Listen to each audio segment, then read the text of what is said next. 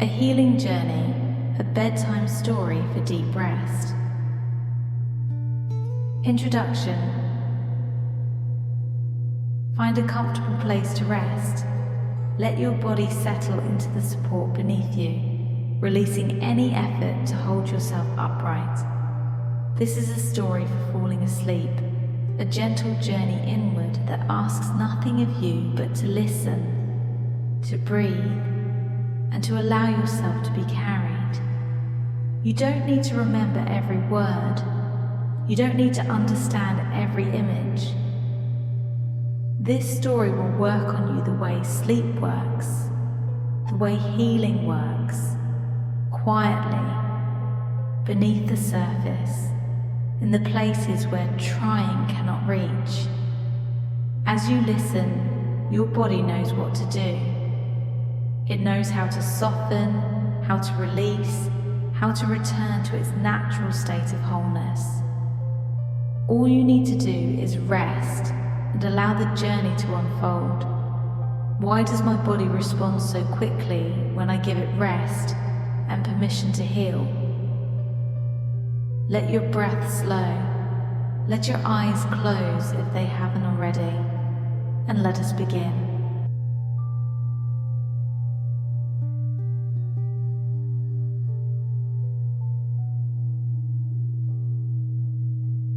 The descent.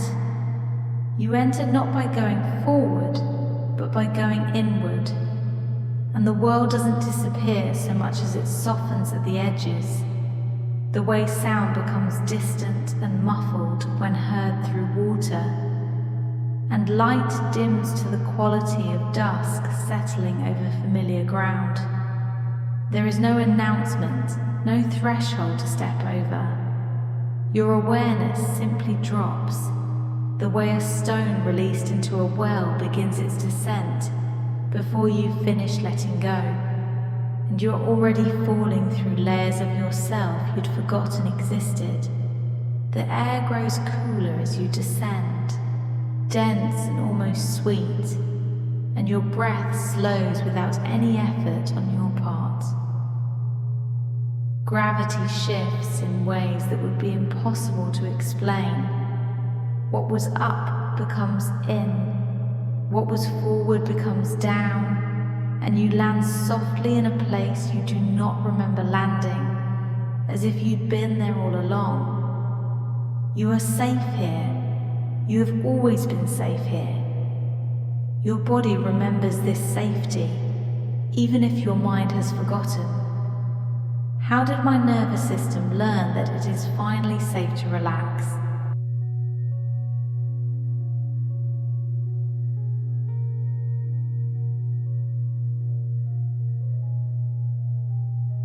The deep foundation.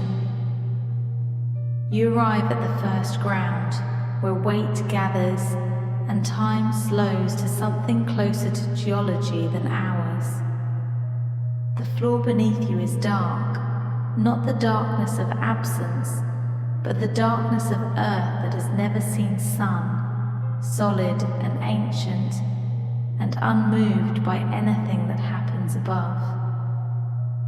Here, old fear has settled like silt at the bottom of a dark lake, and you feel it in your foundation, a tremor so old it has become familiar, as constant as your own pulse. Shocks long buried press quietly into stone, and your body has been bracing longer than memory can reach, holding itself upright against terrors that may no longer even exist. The air is heavy here, thick enough to taste, carrying the flavor of iron and mineral, the scent of deep caves and locked rooms that haven't been opened in generations. You do not push this place away, though every instinct whispers that you should. You wait instead, and in the waiting, something shifts. The trembling that runs through your foundation, the one you thought was permanent, the one you built your life around, begins to ease. Not all at once, but in waves, like ice cracking in spring when the first warmth reaches down through frozen layers. I am held by the earth beneath me. I am supported by forces older and stronger than my fear. My foundation is solid. I am safe to release what I no longer need to carry. The deep waters grow still. What once clenched begins to hold. And the difference is so profound you wonder how you survived before this moment. The ground remembers how to support you, not by effort or force, but by recognition, the way old friends recognize each other after years apart. Your weight settles into the earth beneath you. Your breath reaches lower than it has in years, maybe ever. The stone beneath you grows warm, heated by your presence, by your willingness to remain. And you feel it, not as thought or concept, but as truth written in bone, the kind of knowing that lives in the body and needs no translation. How did my body learn to release old tensions so effortlessly? With each breath, I sink deeper into trust. With each exhale, I release the need to hold myself together. I am whole. I am held. I am home. When did I start trusting my body this deeply?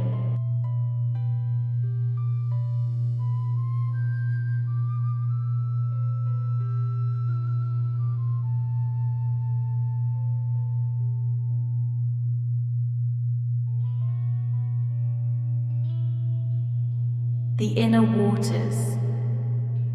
From steadiness, movement begins, though you sense it before you see it.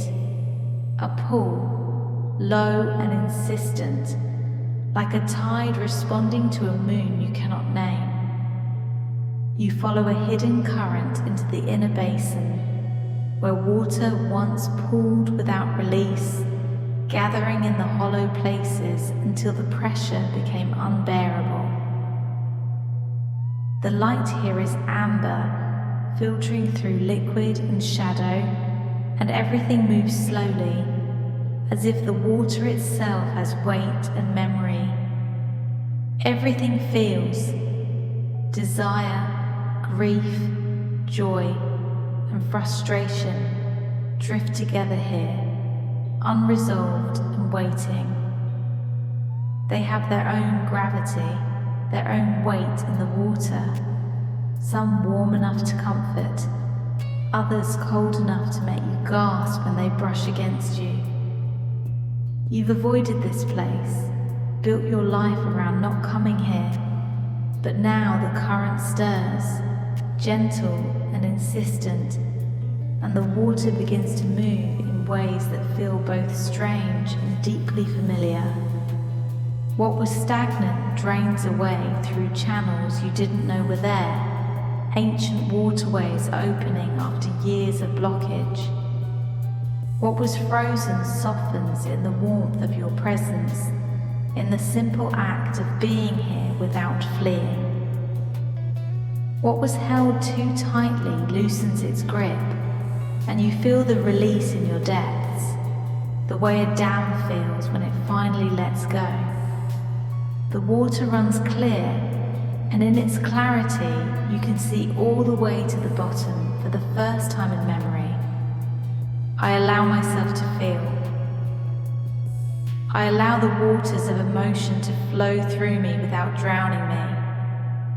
What needs to move will move. What needs to stay will stay. I trust the current of my own being. Pleasure returns without urgency, not demanding or desperate or attached to any particular outcome, but quiet and sure, like a spring surfacing after winter. Creativity flows without the burden of having to produce or prove. Motion happens without force, without the exhausting effort of pushing against resistance. The river finds its rhythm, and you move with it, swaying with currents that know where they're going, even if you don't. Your body remembers this, the swaying, the flow, the permission to want without shame, the freedom to feel without drowning.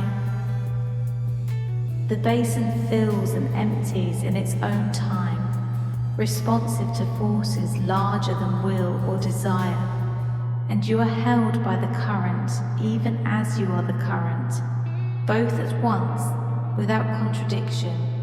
I am fluid, I am flowing, I am allowed to change, to move, to want, to feel. My emotions are not my enemy. They are the water that keeps me alive. How am I integrating past experiences with so much more compassion? Why does emotional balance feel more natural to me lately?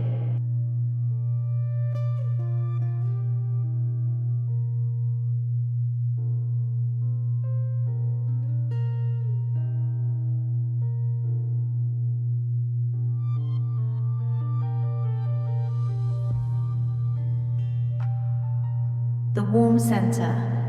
The path rises into the middle field, a broad inner terrain once made heavy by looping thought and unspent effort, and the light shifts again, warmer now, golden in a way that feels nourishing rather than harsh.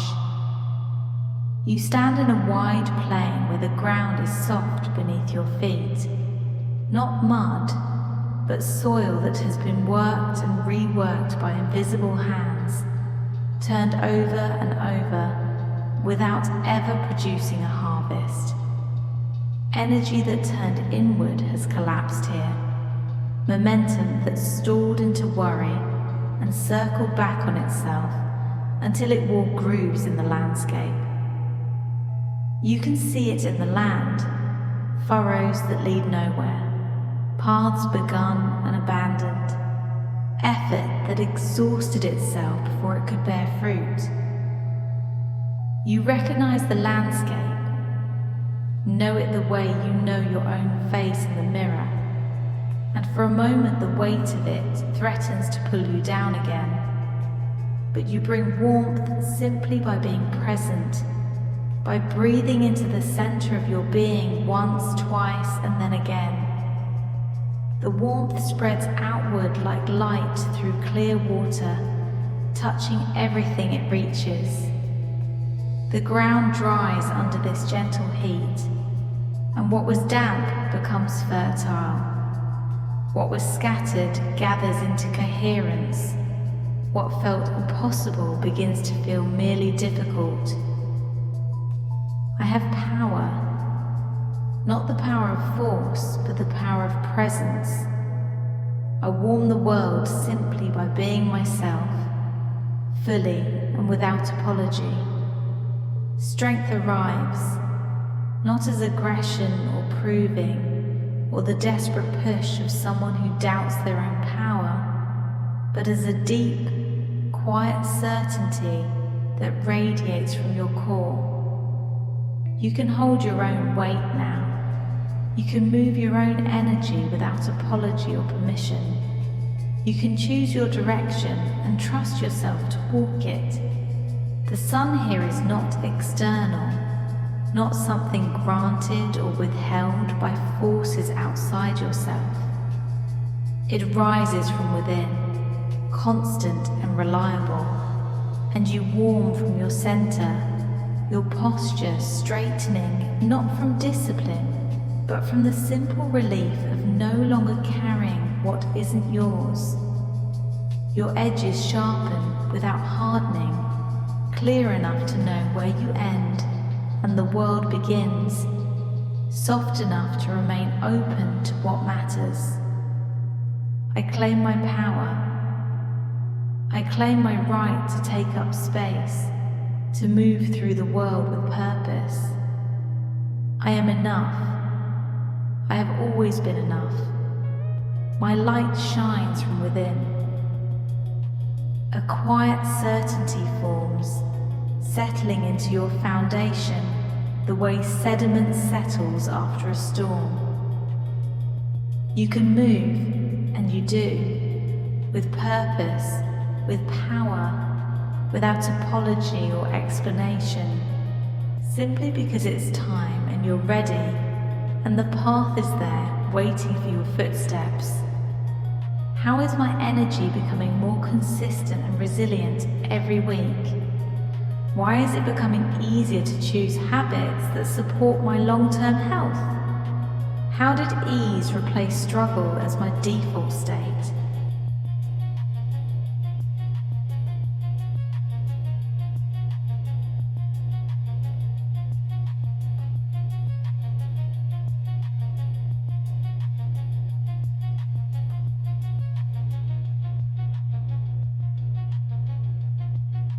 The inner flame. You reach the central chamber where a living flame once dimmed by sorrow still waits, and the temperature shifts immediately.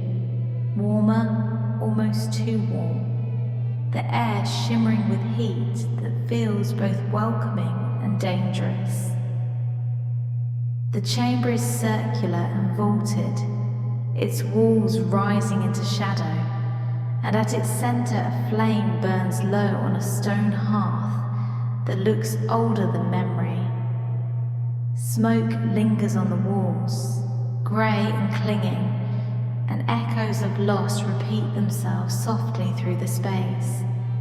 Names you can almost hear, faces you can almost see, moments that ended before you were ready, before you'd said what needed saying or held what needed holding.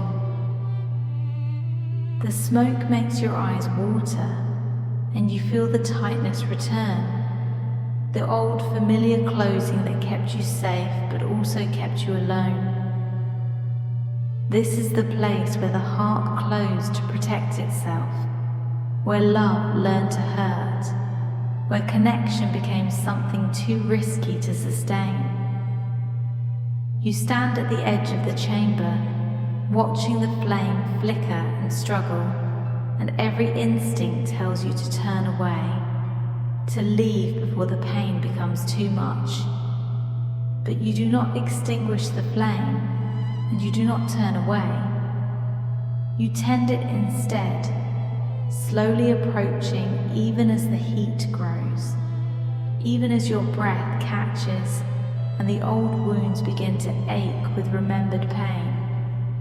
You kneel beside the hearth, feeling the warmth on your face, and you add no fuel, make no attempt to force the fire to burn brighter or differently than it wants to burn.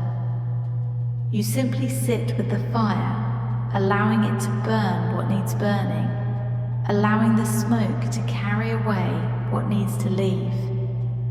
And as you remain patient and present, the smoke begins to thin, the echoes grow quieter, and the fire steadies into something sustainable. Not raging, not desperate, not consuming itself in the effort to stay alive, but clear and warm and capable of burning for as long as it needs to burn. I open my heart. I allow love to flow through me without condition, without fear. I can feel deeply and remain whole. My capacity to love is infinite. My capacity to heal is infinite. Light becomes warmth instead of burn, and the tightness releases. Breath flowing in and out, without obstacle or hesitation.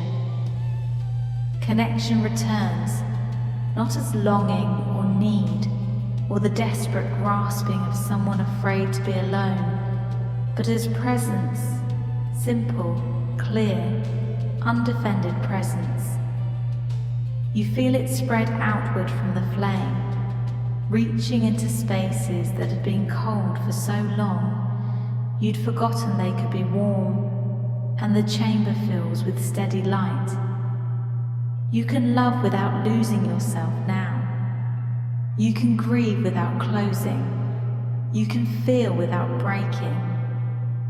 The flame knows this, has always known it, and in the knowing passes this truth to you like a gift that requires nothing in return. I am love. I am loving. I am loved. The flame in my center burns steady and true, warming everything it touches without consuming it.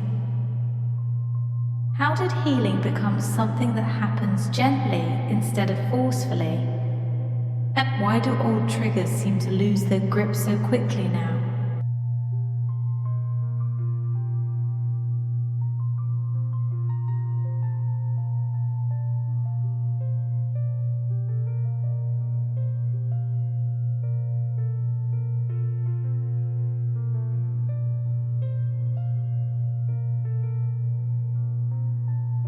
The corridor of breath. The way narrows into a high passage, shaped by wind and waiting sound, and the chamber opens into a corridor of pale blue stone, cool and clean, almost too sharp after the warmth you've been resting in. Here, unspoken truths once pressed upward, trapped between silence and fear, and you feel the familiar tightness return just from entering this space. The air feels thin, insufficient, and words you've never said crowd the walls like living things, pressing in with the weight of everything you've swallowed to keep the peace. Breath shortened here, edges blurred, boundaries dissolved, until you weren't sure where you ended and other people's needs began. You have swallowed so much, held so much back, edited yourself down to something manageable and acceptable, and small enough not to threaten anyone's comfort. But now, as you walk forward through the passage, air begins to move freely in ways it hasn't in years, maybe ever. A wind rises from within, not forced or manufactured, but natural as tide, inevitable as weather. The passage opens, the tension unclenches, and the corridor clears of all the accumulated debris of silence. I speak my truth. I claim my voice. What is mine to say will be said, and what is not mine to carry will be released. My voice is clear. My voice is true. My voice matters. Your breath deepens, not because you're trying to breathe differently, but because the passage is finally open and breath can travel its full length without obstruction. Expression simplifies into something almost effortless, and what needs saying becomes clear, while what needs silence remains silent, and you can finally tell the difference between the two. Boundaries sharpen without hardening, clear enough to protect what matters without isolating you from connection. You know what is yours now, what is not yours, what voice to use and when to use it, and the knowing settles into your bones like muscle memory. Words arise only when needed, and when they arrive, they land cleanly. No apology, no explanation, no shrinking down to make room for someone else's discomfort. Just truth, spoken and released into the air where it can finally do its work. The corridor hums with resonance, the blue stone glowing with frequencies that have been waiting to be voiced, and your voice is your own again, clear and true and undefended. I honor my boundaries.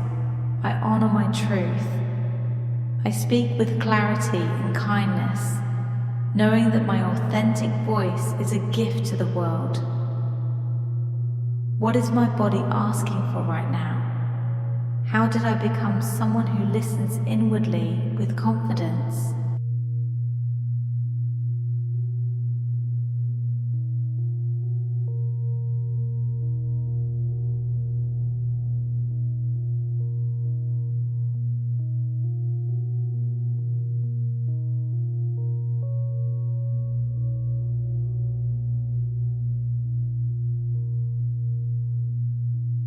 The Hall of Seeing. Above, the passage opens into the inner sky hall, vast and vaulted and full of shifting light that seems to come from everywhere and nowhere at once.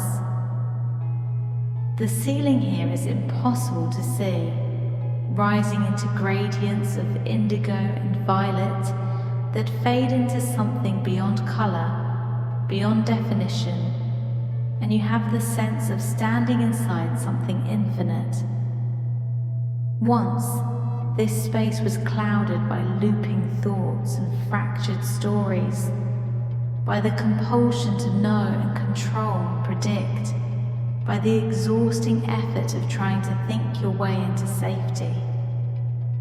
The fog was thick enough to choke on, dense with worry and analysis, and the endless generation of possible futures, most of them catastrophic. But now you notice how confusion dissolves when it is no longer chased, how the harder you try to force clarity, the more elusive it becomes, and how the sky clears on its own when you simply stop demanding that it clear. You stand in the center of the hall, neither grasping nor pushing away, and you do not try to understand. You simply see. Patterns emerge from the clearing mist, not imposed by your will, but revealed by your willingness to look without agenda. You see the way thoughts connect, the way events rhyme across time, the way meaning lives just beneath the surface of things, waiting to be witnessed rather than analyzed or explained. I trust my vision. I trust my knowing. I see clearly what is mine to see, and I trust that what is hidden will be revealed when the time is right. Insight arrives without effort, sudden and soft, like light through clouds, illuminating what was always there but couldn't be seen through the fog of trying. You see your path, not the whole of it. That would be too much, too overwhelming. But just the next step, and the next, and that's enough. You recognize it, not as something new or foreign, but as something remembered, the way you remember a dream that carries more truth than waking ever could. The hall is quiet now, the light clear and steady, and you rest in your own spaciousness, in the vast inner sky that has always been here, waiting beneath the clouds. You trust what you see, and more importantly, you trust what you don't yet see, knowing that vision will arrive in its own time when you're ready to receive it. Vision and faith become the same thing here, two words for the patient act of seeing what is, rather than what you wish or fear might be. I am wise, I am clear. I see the patterns that connect all things. My inner vision guides me toward what is true and good and meant for me. How am I becoming more aware of the stillness beneath my thoughts? Why does clarity arise so easily when I stop trying to control outcomes? How did my intuition become such a reliable guide?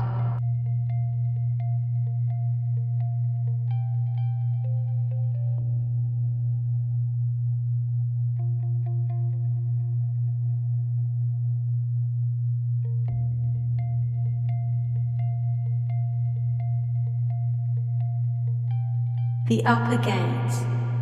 At the highest point, you stand at the upper gate, where the sense of inside and outside begins to loosen, and the air here is almost non-existent, thin and bright and humming, with something you cannot name but recognize the way you recognize your own face in still water. The gate is not a door, not something you open or close or pass through in any conventional sense. It is an opening, a place where the boundary between self and everything else becomes permeable, porous, like the membrane between sleep and waking. Beliefs of separation, thin like morning mist under sun, and you no longer feel cut off from what surrounds you, no longer feel like a separate thing moving through space, but rather like space itself, temporarily gathered into form. You breathe in, and the world breathes in with you. You breathe out, and the world breathes out, and there is no moment where your breath ends and the world's breath begins. Awareness widens, not upward towards some distant heaven or enlightenment, but outward in all directions at once, expanding like light or water or any other thing that knows its nature is to spread. I am connected to all that is. I am part of the great web of existence, distinct yet inseparable from everything around me. I belong here. I have always belonged. You do not leave yourself. Do not transcend matter or escape the limitations of form. You open into the larger field instead, discovering that you were never as small or separate as you believed.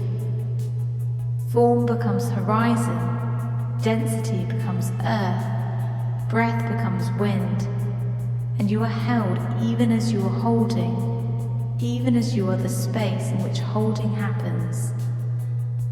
The gate stands open and light pours through, not from above but from everywhere, from within and without, until the distinction between the two dissolves into something simpler and truer. You are not separate from the light, not dissolved by it or erased by its brightness. You are yourself, distinct and particular and fully present, and you are everything else, all at once, without contradiction or confusion. I am one with all that is. I am unique and I am universal. I am myself and I am the cosmos breathing itself into being. The paradox doesn't trouble you the way it might have before. It hums instead, vibrating at a frequency that feels like coming home to a place you've never been, and you rest in the impossible truth of it, the way you rest in breath or heartbeat or any other miracle that requires no understanding to sustain it. Why do I feel more connected to life without needing answers? How is my sense of self expanding beyond old limitations? Why does alignment feel more familiar than stress now?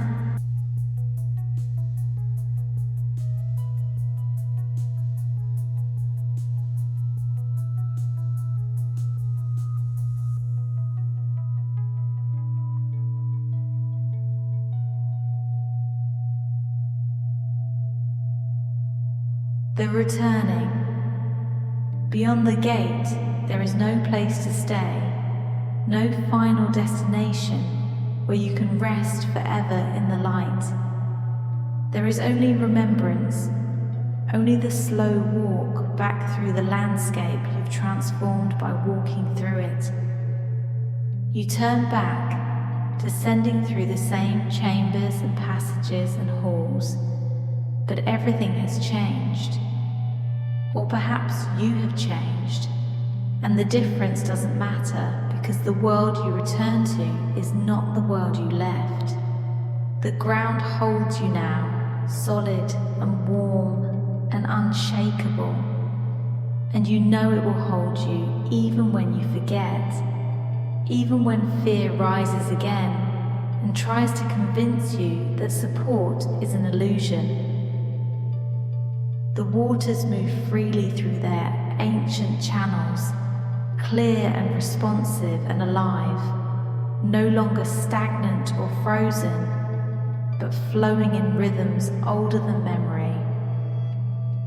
The center stays warm, bright without burning, strong without forcing, the inner sun reliable as seasons. The flame remains steady in its chamber, open and loving and unafraid of its own heat, capable of warming without consuming. Your voice rings true through the blue corridor, clear and honest and undefended, knowing what to say and when to say it, knowing when silence serves better than sound. Your sight stays clear in the vast hall, wise and spacious and trusting, seeing patterns without forcing meaning, allowing insight to arrive in its own time. The upper gate remains open, breathing with the rhythm of everything, connecting you to the larger field even as you remain yourself, distinct and particular and whole. I carry this wholeness with me.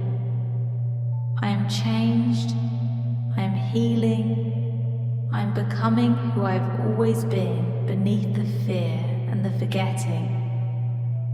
Nothing is forced to remain in any particular configuration. Everything knows where it belongs, the way water knows to seek its level, the way roots know to grow toward earth. You walk back through each chamber, and each one recognizes you, welcomes you, not as a stranger who has conquered territory, but as someone who has come home to themselves.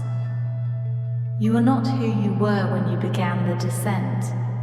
The old configurations have loosened, the old defenses have softened, and something truer has emerged from beneath the layers of protection. But you are not someone new either, not transformed into an entirely different being. You are someone remembered, someone who was always there beneath the fear and the closing and the endless effort to be safe.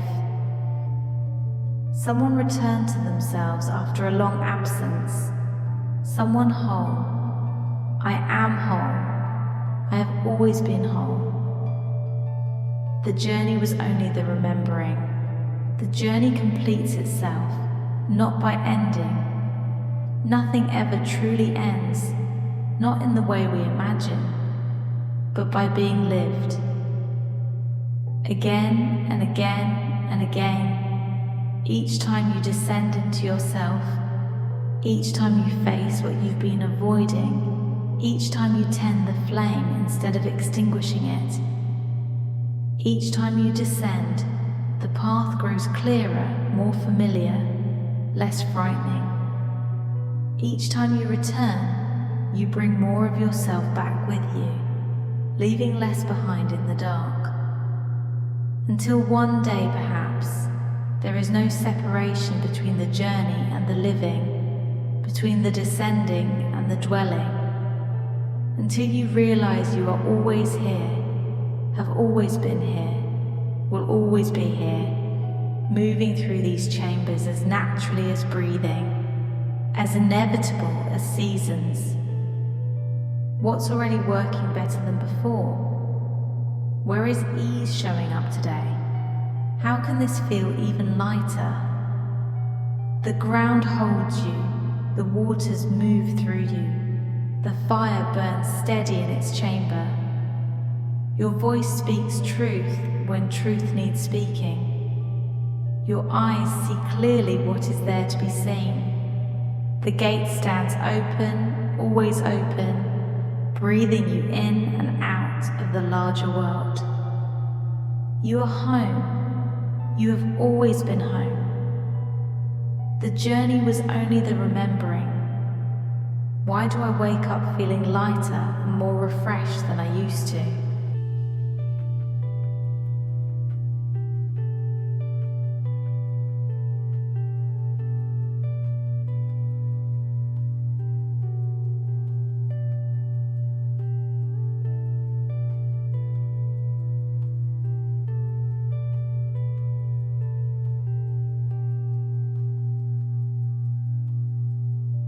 Closing.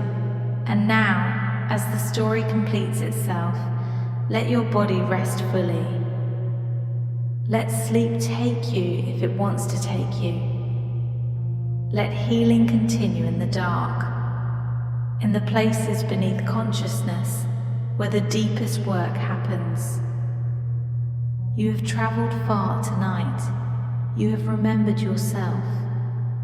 And tomorrow, when you wake, some part of this journey will remain with you, woven into your being like a thread of gold through fabric. Rest now. You are safe. You are held. You are home. And as you drift into sleep, know that this journey continues in sound and frequency. The 3-hour Wyld Vibe Sounds album is here to accompany you through the night, with Tibetan bells, flutes, sacred chants, and specific healing frequencies designed to support your nervous system, deepen your rest, and guide you through the landscapes of restoration. Let the sounds carry you deeper. Let the frequencies work on you while you sleep. Your body knows how to receive this healing. Your consciousness knows how to integrate what you've experienced. The music will hold you through the night, the way the earth holds you, the way the waters move through you, the way the flame burns steady in your center. Rest deeply, heal completely, wake renewed.